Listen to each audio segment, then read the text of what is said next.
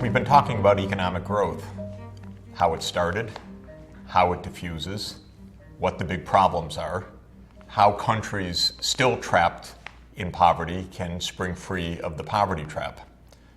But the problem, we know, is more complicated than that. What if the world achieves economic growth? What if the poor countries, as they hope and rightly deserve, catch up with the high-income countries? What then for the planetary boundaries? What then for an environment already under tremendous stress? Remember that sustainable development makes a key point, that economic, social, and environmental systems are interlinked. So I want to focus now more deeply on how we might even conceive of bridging this terrible problem of global economic growth, the good that we want, the progress for poor countries, with a worsening environmental crisis. We have to understand the environmental systems and how humanity is affecting them. Then we have to look for practical approaches, how we can reduce the pressures that humanity is placing on the climate, on the oceans, on the land, on other species, so that we can reconcile these two objectives and indeed make it possible to achieve all three of the basic goals of sustainable development: economic growth, fairness and social inclusion, and environmental sustainability. Remember the concept of planetary boundaries, or the fact that we're living in a new geologic era, the Anthropocene. Both these concepts, planetary boundaries and Anthropocene, signify that humanity has become so numerous, our 7.2 billion people and rising, and so effective, one could say, so productive in the capacity to mine and extract resources, to transform resources for production and industry, to consume, that we have suddenly, unprecedentedly as a species, hit these planetary risks and even dead ends if we're not careful. The concept of planetary boundaries, I think, is an extremely useful one, because when world-leading ecologist Johan Rockström and many other leading ecologists got together, they asked the question in specificity: what are the major challenges coming from humanity's impact on the physical environment? Can we identify those challenges? Can we quantify them? Can we identify what would be safe limits for human activity so that we can begin, rather urgently because we're late to this, to redesign our technologies and our economic growth dynamics so that we can have economic improvement while staying within the planetary boundaries? You'll recall the picture that we looked at of the planetary boundaries around this circle. And I want to say a few words about each of these so that we can begin to look deeply at the question of how to reconcile growth and these various environmental threats. The first of the challenges, and the biggest, is climate change. This is being caused by humanity's use of particular technologies, especially fossil fuels, and the way we use land and grow animals and food that produces atmospheric change in the form of rising concentrations of a few particular gases. Carbon dioxide is the most important of these, nitrous oxide, methane, and a few more industrial chemicals are the greenhouse gases that have the property that they allow the sunlight in as ultraviolet radiation, but then when the Earth would re-radiate its heat to space, they trap energy in the form of the outgoing infrared radiation and thereby warm the planet. So these greenhouse gases are very particular molecules that have the property that they absorb infrared radiation. And so when their concentration in the atmosphere increases, that warms the planet. It's because of these greenhouse gases that life is possible in the way we know it, because that envelope of the atmosphere has made the Earth warmer than, say, the Moon, which lacks an atmosphere and is very, very cold as a result. But at the same time, if we perturb the greenhouse gas concentrations, raise them by raising the CO2 or the methane or the nitrous oxide in the atmosphere, then we endanger ourselves and other species. The second of the planetary boundaries is related: ocean acidification. This also comes from carbon dioxide in the atmosphere, which is increasing because of human use of coal, oil, and gas. The oceans are being acidified, made more acid, by the fact that the carbon dioxide in the atmosphere dissolves in the ocean, producing carbonic acid. And because of this acidity, various kinds of animal life, corals and shellfish and lobsters and very small plankton that also have these external shells made of calcium, are threatened by the increasing acidity, which makes it hard for these species to make their protective shells. Now, the pH of the ocean has already decreased by 0.1 unit on the pH scale from 0 all the way to 14, the least acidic or basic end of the pH spectrum.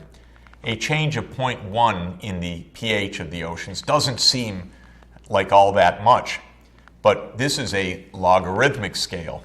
So what a decline of 0.1 signifies is an increase of protons in the ocean of 10 to the 0.1, or about 0.3, 30% increase of acidity in the ocean already, with a lot more to come.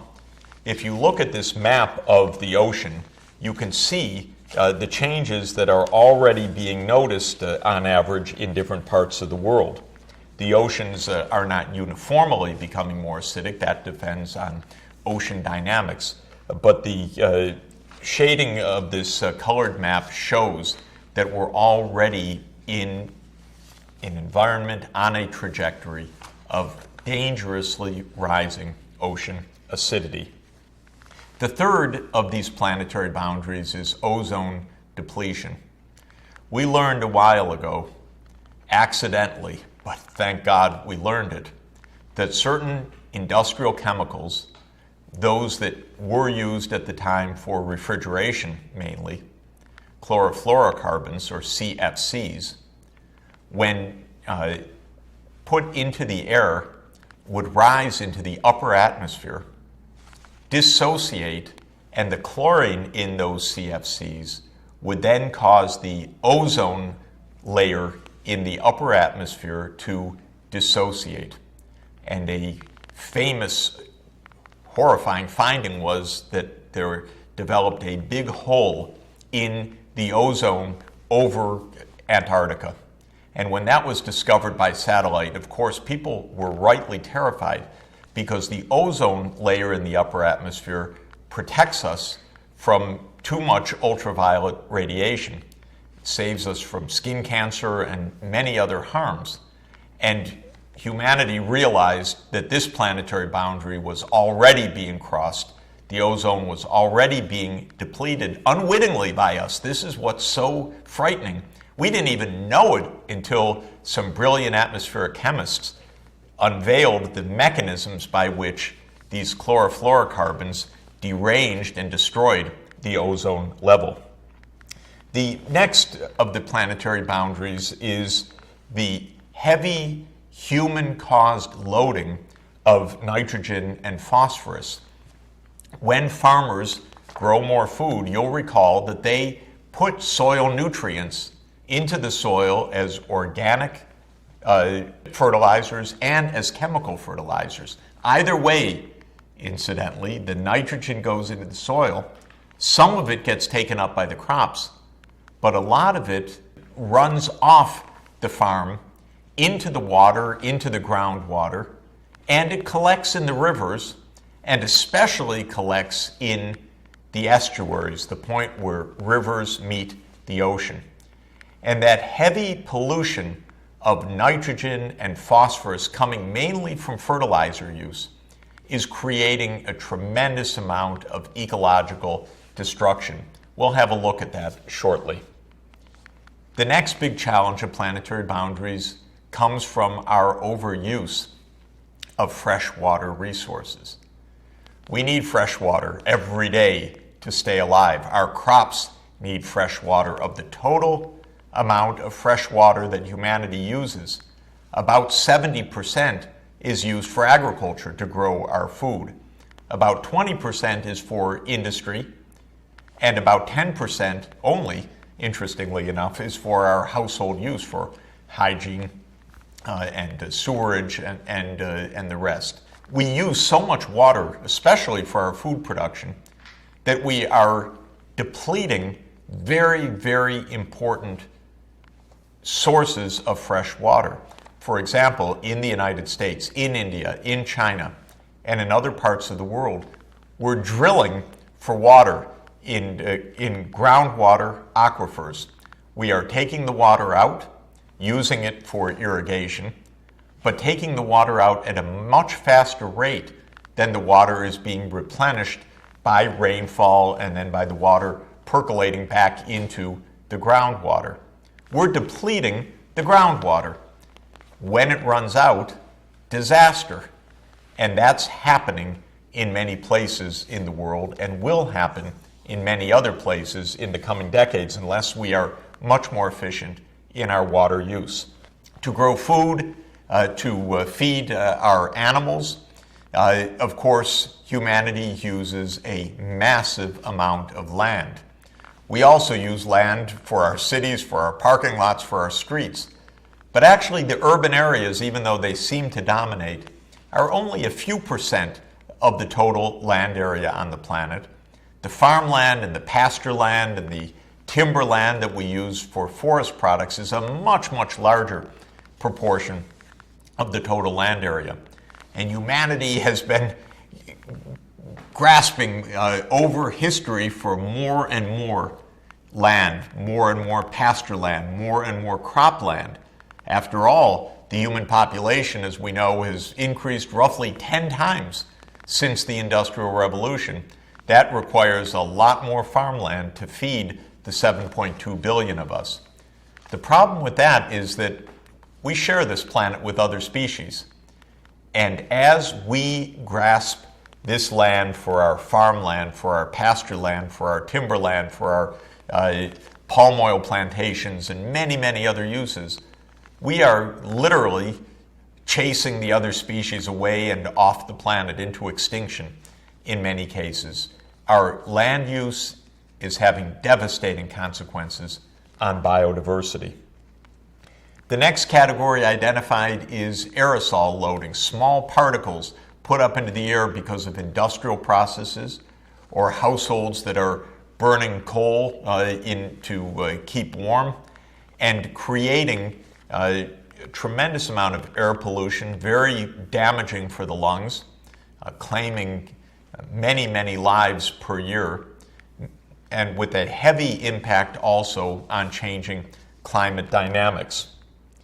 Then there's a very broad category of chemical pollution. Our petrochemical industries, our steel industry, mining industries, not only demand a tremendous amount of land and water for their processing, but they add a tremendous amount of pollutants back into the environment.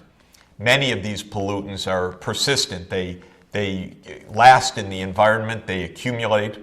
They can be very deadly for humans, for other species.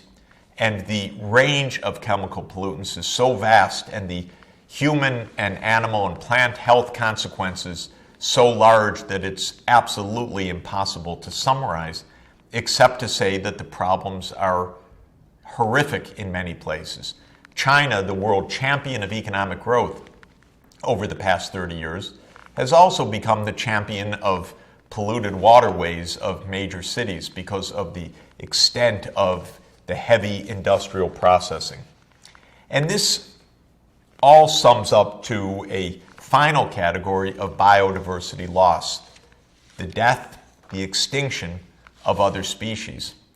We're killing more animals and plants than we even know, than we've even met and cataloged scientifically, because we're chopping down rainforests, poisoning environments, acidifying the oceans, creating so much pollution and poisoning that species are disappearing even before we're able to identify and catalog the millions of other species that share the planet with us and that we share with them. We are not stewards of global biodiversity right now. We are posing absolutely profound challenges. And when it comes to biodiversity loss, one could say that all of these planetary boundary threats, the acidification, the climate change, the land use patterns, the pollution, they're all contributing to the loss of species, probably by the millions. It's actually hypothesized, shocking as it may seem, that humanity is now causing the sixth great extinction wave of the planet Earth. The other five, the first, for example, 440 million years ago, the next one, the second, 365 million years ago, and so forth, weren't caused by any species, weren't caused by human beings, since we weren't there. These were natural dynamics, whether it was asteroid hits or whether it was the internal dynamics of the Earth itself. These were natural processes. This sixth mega extinction is not natural. It is the result of one species, that would be us, causing so much damage on the planet that we are putting millions and millions of other species at risk. And since we depend on those other species, of course, we are putting ourselves at profound risk.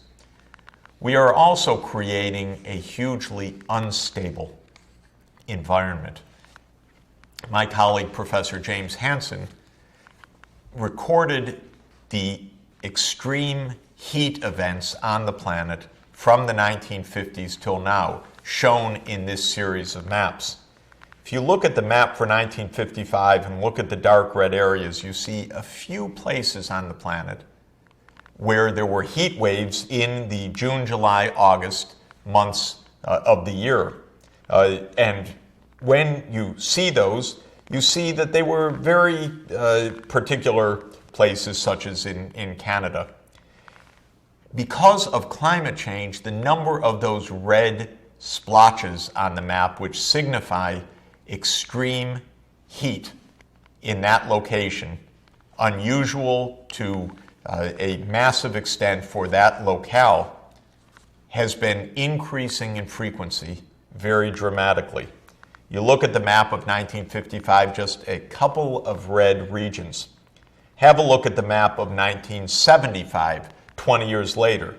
Now there are a few more dark red regions of the map signifying places where extreme heat waves gripped those places. But now jump ahead another 30 years or so to 2006 or 2007. Suddenly the map is all red, it seems. The planet has been engulfed by what was an extraordinary shock 30 years ago, becoming commonplace now. We all know it. We're feeling our own heat waves wherever we are, and being amazed year after year as new and very uncomfortable and often very dangerous records are set in very high temperatures, gripping different parts of the planet each year. But what these maps are showing is that the frequency of these extreme events is absolutely shocking. Well, these are the planetary boundaries that have been identified. We know that we are already pushing against the limits. And our question in the coming analysis is, how can we think that that growth that we've been trying to decipher and promote can be reconciled with environmental sustainability and staying within these planetary boundaries when we already have so much challenge? That is our question as we now delve more deeply into the intersection of economic growth and planetary boundaries.